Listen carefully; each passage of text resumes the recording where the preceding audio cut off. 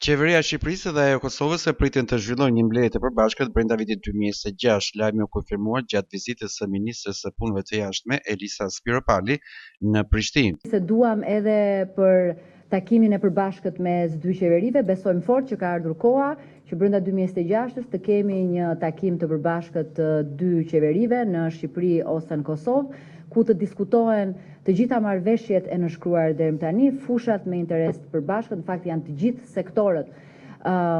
dhe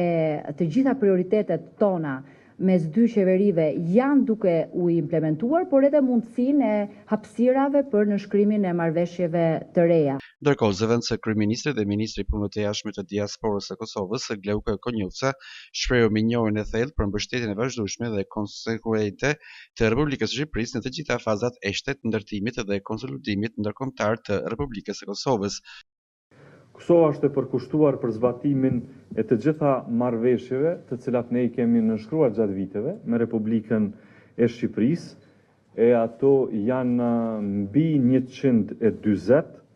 dhe për afrimin e dy shteteve tona